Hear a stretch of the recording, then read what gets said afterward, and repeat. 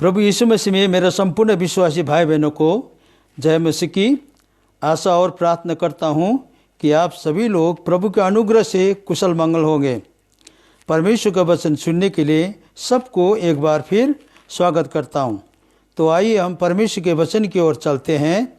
परमेश्वर का वचन का जो विषय आज के लिए है वो प्रार्थना है, जिसके विषय में प्रभु यीशु मसीह लुक्का के सुसमाचार 21 अध्याय के 36 पद में वो स्वयं कहता है कि इसीलिए जागते रहो और हर समय प्रार्थना करते रहो कि तुम सब आने वाली घटनाओं से बचने और मनुष्य के पुत्र के सामने खड़े होने के लिए योग्य बनो।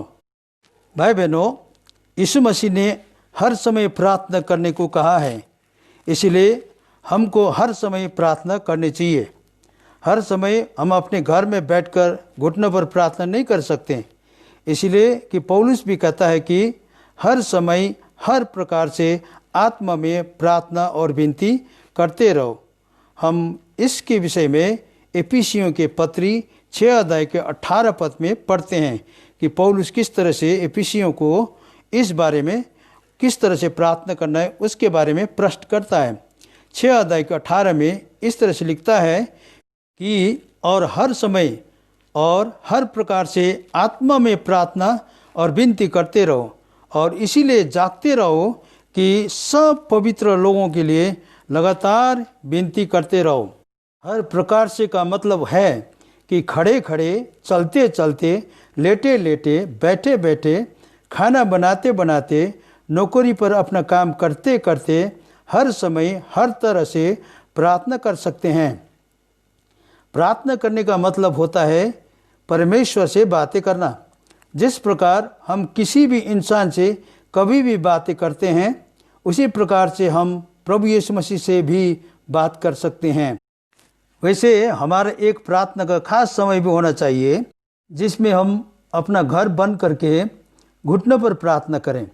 परंतु इसके बाद ऐसे नहीं सोचना है कि अब हमारी प्रार्थना खत्म हो गई, परंतु हर हाल में हमारी प्रार्थनाएं चालू रखना है। एक लेखक लिखता है कि एक प्रार्थना तो मसीह जीवन की सांस है। सांस तो हमेशा लेनी ही पड़ेगी, नहीं तो हम मर जाएंगे। सचमुच प्रार्थना बिना का जो जीवन होता है वो जीवन मरा हुआ जीवन है। प्रेरित 1:1 में जो लिखा है कि यीशु मसीह जो करता था वही सिखाता भी था। इसमें इस तरह से आगे दिया गया है कि हे थियोफिलुस, मैंने जो पहली पुस्तिका उन सब बातों के विषय में लिखी जो प्रभु यीशु मसीह ने आरंभ में किया और करता और सिखाता रहा। लूका के 3 अध्याय के 21 में लिखा है, जब जब लोगों ने बपतिस्मा लिया और यीशु भी बपतिस्मा लेकर प्रार्थना कर रहा था। मरकुस के 1 अध्याय के 35 में बताया गया है कि और भोर के दिन निकलने से पहले वो उठकर निकला और एक जंगली स्थान में गया और वहाँ प्रार्थना करने लगा। और लूका के 5 अध्याय के 15 और 16 में लिखा है कि परंतु उसकी चर्चा और भी फैलती गई और भीड़ की भीड़ उसकी सुनने के लिए और अपनी बीमारी से चंगाई होने के लिए इकट्ठी हुई, परंतु वो जंगलों में अलग जाकर प्रार्थना किया करता था। लूका के 6 अध्याय के 12 में कहता है कि और उन दिनों में वो पहाड़ पर प्रार्थना करने को निकला और परमेश्वर से प्रार्थना करने में सारी रात बिताई।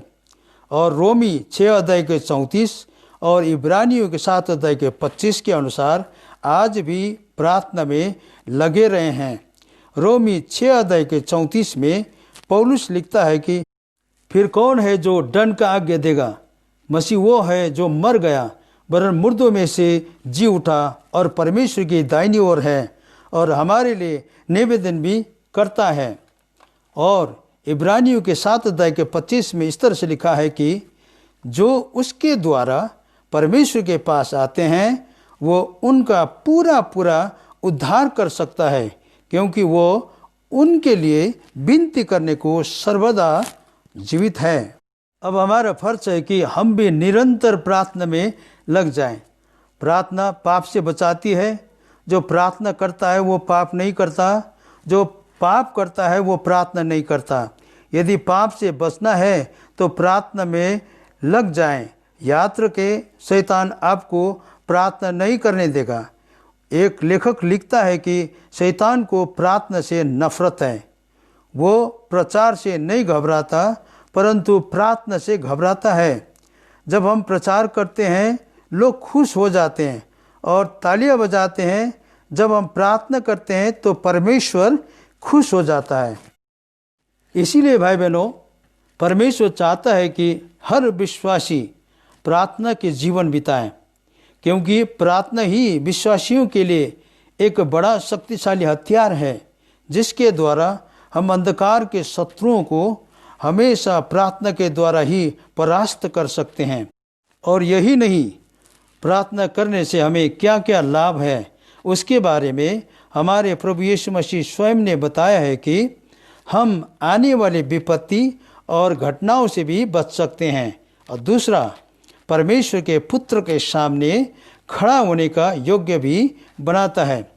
भाई बहनों, आज हम जाग जाएं और देखें कि हम प्रार्थना के जीवन बिताने के मामले में कौन सी स्तर पर हैं। इस वचन को बड़ी गंभीरता से लेकर हम प्रार्थना में जीवन व्यतीत करने के लिए प्रण करें, नहीं तो हम आने वाली घटनाओं से बच नहीं पाएंगे और हम परमेश्वर के पुत्र के सामने खड़ा होने के योग्य भी नहीं बन पाएंगे। मेरे प्यारे भाई बहनों, ये वचन के द्वारा आप सभी को आशीष मिले।